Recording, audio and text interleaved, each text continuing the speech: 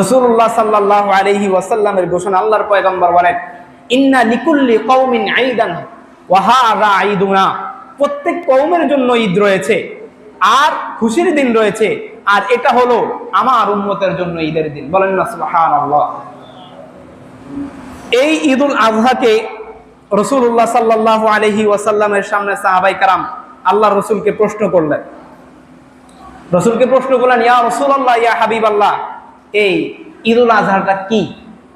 সাহাবীরা প্রশ্ন করছেন কি ঈদুল আযহাটা কি? মা হাযিহিল আযহা ইয়া রাসূলুল্লাহ, ওগো আল্লাহর রাসূল, আপনি কি আমাদেরকে জানাবেন এই আযহা বা কুরবানির ঈদটা কি, এটার তাৎপর্য কি?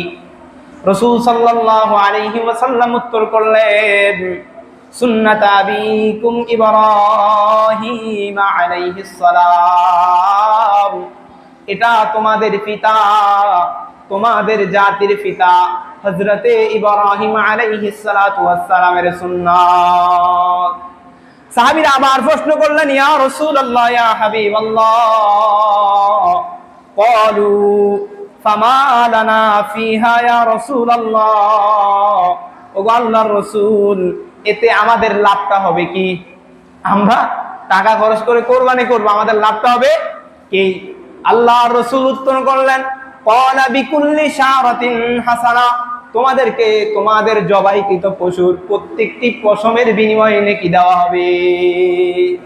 সাহাবীরা প্রশ্ন করলেন, ইয়া রাসূলুল্লাহ ফাসসুফু ইয়া রাসূলুল্লাহ,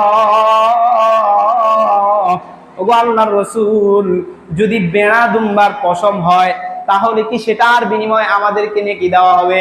আল্লাহর রাসূল উত্তর করলেন, ক্বাল বিকুল্লি শারাতিন মিনাস সুফি হাসান, বকরির প্রতিটি পশমের বিনিময়ে তোমাদেরকে নেকি দেওয়া হবে।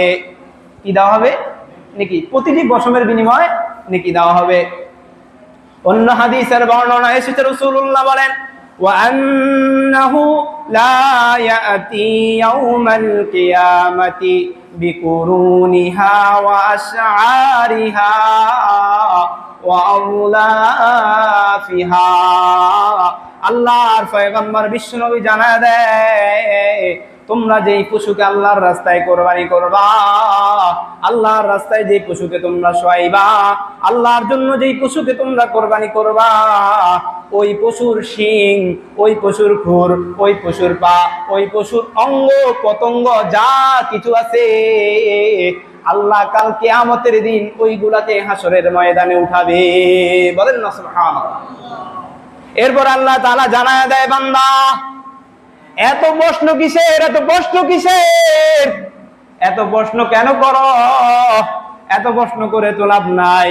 আল্লাহ জানায় দেয়, লাইয়ানালাল্লাহা লুহুমুহা ওয়ালা দিমাউহা ওয়ালাকিন ইয়ানালুহুত তাকওয়া।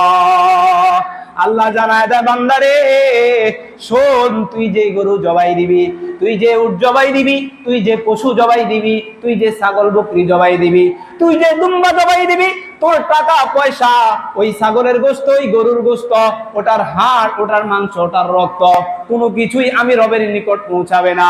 তোর যেইটা আমার নিকট পৌঁছাবে সেটা হচ্ছে তোর দিলের তামান্না।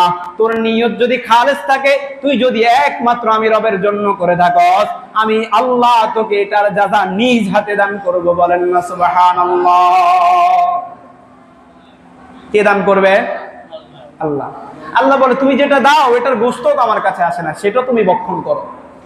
এটার রক্ত আমার নিকট পৌঁছায় না, এটার হাড় গোশত কিছুই পৌঁছায় না, তবে তোমার নিয়ত যদি সহি থাকে অবশ্যই তুমি এটার যাজা পাবে।